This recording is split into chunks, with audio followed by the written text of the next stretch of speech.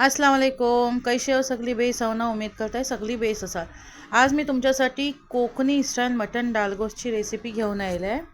ही माझ्या अम्मीची रेसिपी आहे. तिनं मी थोडा बहुत आपला टच दिला आहे. ठीक आहे.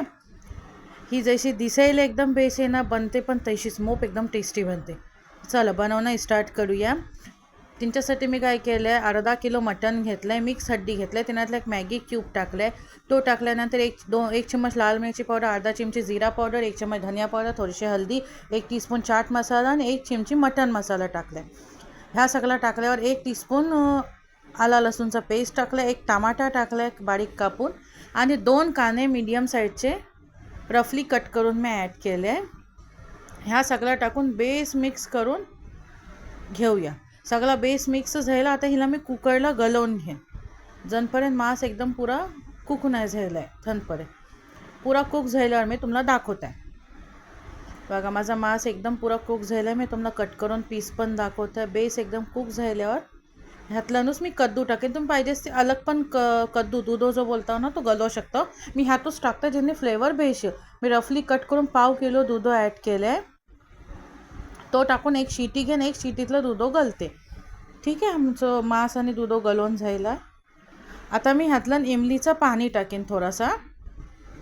खटाईसाठी तुम्ही विनेगर पण टाकू शकता, पण इमलीच्या पाण्याने बेस्ट फ्लेवर येतात. आणि 1 कप मी तुरीची डाळ बॉईल करून घेतलं आहे. फक्त हळदी टाकून बॉईल केलं आहे.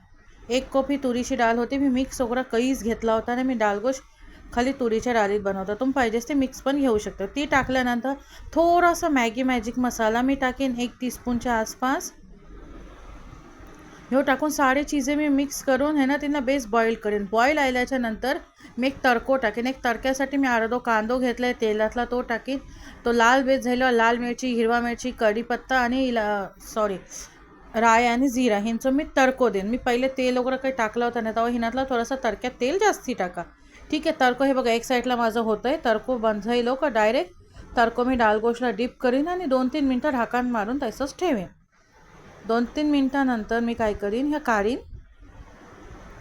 तो काढल्यानंतर आता हिला 1-2 मिनटं बॉईल येऊन दे. बॉईल आल्यानंतर मी बॉईल आल्यावर थोडीशी कोथिंबीर टाकेन. कोथिंबीर टाकल्यावर थोडीशी कस्तुरी मेथी आणि थोडासा होममेड गरम मसाला. हे जो लास्ट स्टेप आहे तुम्ही बघले असाल माझ्या हर रेसिपीजला ऑलमोस्ट होते का की मला ह्या स्टेपने रेसिपीचा पुरा टेस्ट चेंज होते.